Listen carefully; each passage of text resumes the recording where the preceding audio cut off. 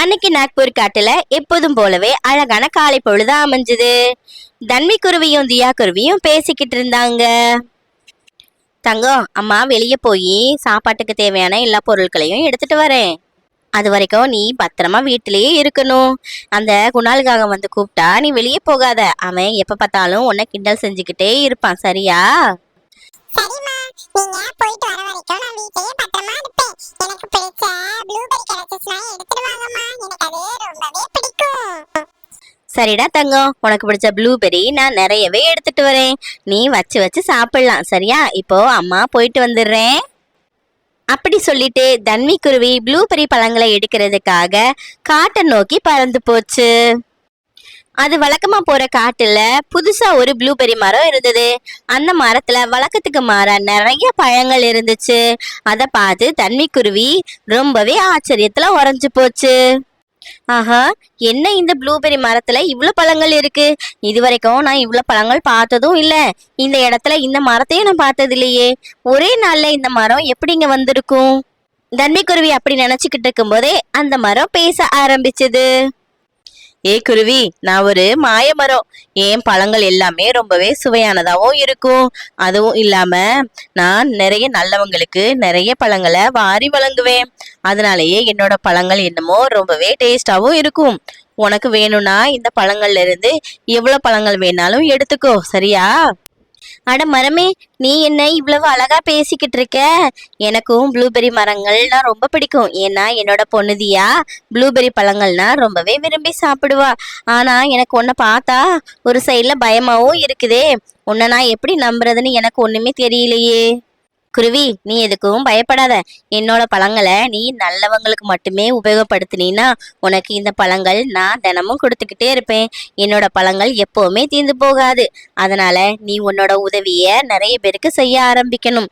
பசியில வாடுறவங்களுக்கு என்னோட பழங்கள் ரொம்பவே உபயோகமுள்ளமா தான் இருக்கும். அதனால என்கிட்ட இருந்து நீ எப்ப வேணாலும் எவ்வளவு பழங்கள் வேணாலும் எடுத்துக்கணும். ஆனா நல்லதுக்கு மட்டும் பயன்படுத்து. சரி மரமே, நான் உன்னோட பழங்கள்ல இருந்து கொஞ்சமா பழங்கள் எடுத்துக்கிறேன். அதை என்னோட வீட்டுக்கும் மற்றவங்களுக்கும் கொடுத்து உதவி செய்கிறேன். நீ இப்ப எனக்கு தேவையான கொஞ்சமா ப்ளூபெர்ரி பழங்களை கொஞ்சம் தரியா? தன்விக்குருவி அப்படி கேட்டதுமே மாயமரம் ஒரு கூட நிறைய ப்ளூபெர்ரி பழங்களை கொடுத்துச்சு. அந்த ப்ளூபெர்ரி பழங்கள் ரொம்பவே சுவையானதாக இருந்துச்சு. அதை எடுத்துட்டு தன்விக்குருவி தன்னோட வீட்டு நோக்கி பறந்து போக ஆரம்பிச்சுது. தன்விக்குருவி அப்படி எடுத்துட்டு போன ப்ளூபெர்ரி பழங்களை நிறைய பறவைங்களுக்கு கொடுத்து ரொம்பவே மகிழ்ச்சியோட இருந்துச்சு. இந்த விஷயம் அங்க இருக்கிற நம்ம ராணிக்காகவும் காளிக்காகவும் காதுல போச்சு. அவங்க பேசிக்கிட்டாங்க. காளி, அந்த தன்விக்குருவிக்கு நிறைய பழங்கள் கிடைக்குதாம். அத மத்தவங்களுக்கும் கொடுக்குதாம். இத பத்தி உங்களுக்கு ஏதாவது தெரியுமா? ஆனா அந்த பழங்கள் ரொம்பவே சுவையானதாகவும் இருக்குதான் காளி.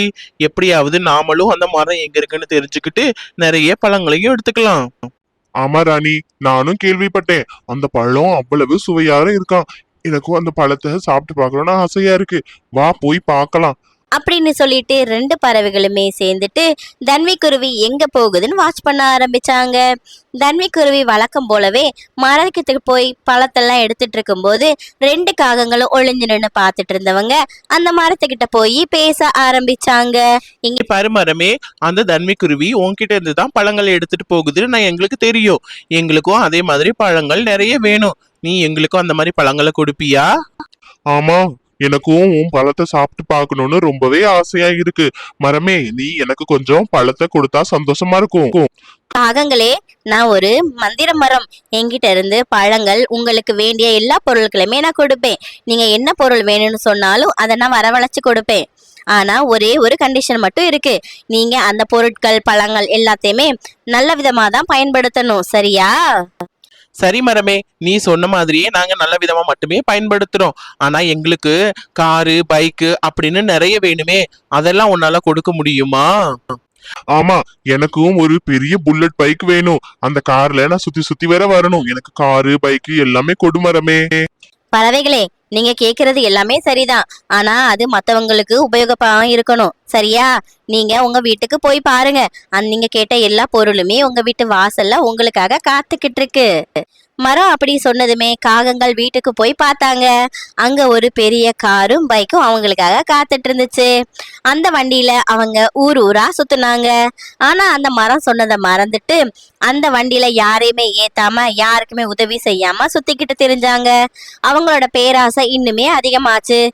மறுபடியும் மரத்துக்கிட்ட போய் எங்களுக்கு பெரிய பங்களா வேணும், இன்னும் நிறைய கார்கள் வீடுகள் வேணும் அப்படின்னு அந்த காகங்கள் கேட்க ஆரம்பிச்சாங்க. ஆனா அந்த காகங்கள் மற்றவங்களுக்கு உதவி செய்யாத தெரிஞ்சுக்கிட்ட மரம், காகங்களே, நீங்க இவ்வளவு மோசமா இருப்பீங்கன்னு நான் நினைச்சு கூட பார்க்கல. மத்தவங்களுக்கு உதவி செய்ய கொடுத்த பொருட்கள்ல நீங்க மட்டுமே அனுபவிச்சுக்கிட்டு மத்தவங்களுக்கு தொல்லையா தான் இருந்திருக்கீங்க.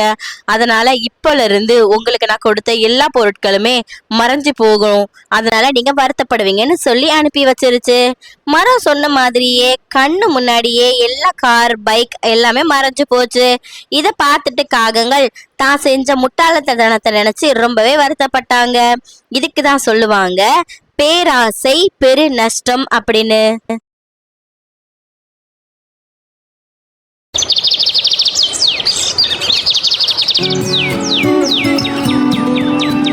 அன்னைக்கு நாக்பூர் காட்டுல ரொம்பவே ஜோரா மழை பெஞ்சிக்கிட்டு இருந்துச்சு. அப்படி மழை பெஞ்சிக்கிட்டு இருந்தாலும் தன்வி குருவி மட்டும் பெருசா ஒரு கிணறு தோன்றதுக்காக தோண்டிக்கிட்டே இருந்துச்சு. அது ரொம்ப நாளாவே தொடர்ந்து தோண்டிக்கிட்டே இருந்ததை பார்த்துட்டு பறவைகள்லாம் மழைக்காலத்துல தோன்றதை நினைச்சு சிரிச்சுக்கிட்டு கேலி செஞ்சுக்கிட்டும் போய்கிட்டு இருந்துச்சு. ஆனா எதையுமே கண்டுக்காத தன்வி குருவி கிணற தோண்டி முடிச்சுது. இப்படியே பல நாட்கள் போக ஆரம்பிச்சுது. மழைக்காலம் முடிஞ்சு வெயில் காலம் ஆரம்பிச்சுது. எல்லா இடமும் ரொம்பவே வெயில் கொளுத்த ஆரம்பிச்சுது. பறவைகள்லாம் ரொம்பவே கஷ்டப்படவும் ஆரம்பிச்சுட்டாங்க. ஐயோ, இந்த வெயில் காலம் தாங்கவே முடியல. என்னால இனிமே இந்த காட்டுல இருக்க முடியாதுப்பா. நான் பேசாம வேற எங்கேயாவது காட்டுக்கு போக போறேன். ஆமா, என்னாலயும் இனிமே இருக்க முடியாது காளி. நம்ம வேற எங்கேயாவது போய் சந்தோஷமா வாழலாம். இந்த பறவைகள் மாதிரி நாம இனிமே கஷ்டப்படவே கூடாது. ஐயோ பறவைகளே, நம்ம காட்டை விட்டுட்டு நாம எங்க போறது? போய் தண்ணி குருவிக்கிட்ட உதவி கேட்போம். அதுகிட்ட தான் ஒரு பெரிய கிணறு இருக்குல்ல, அதுல போய் கேட்போம். தண்ணிக்குருவி மட்டும் அந்த தண்ணியை நமக்கு கொடுத்துட்டா இந்த கோடை காலத்தை நாம எப்படியாவது சமாளிச்சிடலாம். அதுக்கப்புறம் சீக்கிரமே மழை காலம் வந்துடும். அப்படி பேசிக்கிட்டே எல்லா பறவைகளுமே பறந்து போய் நம்ம தன்விக்குருவி வீட்டை சேர்ந்தாங்க. தன்விக்குருவி வீட்டுக்கு போயிட்டு எல்லா பறவைகளுமே திரு திருன்னு முழிச்சிட்டு இருந்தாங்க.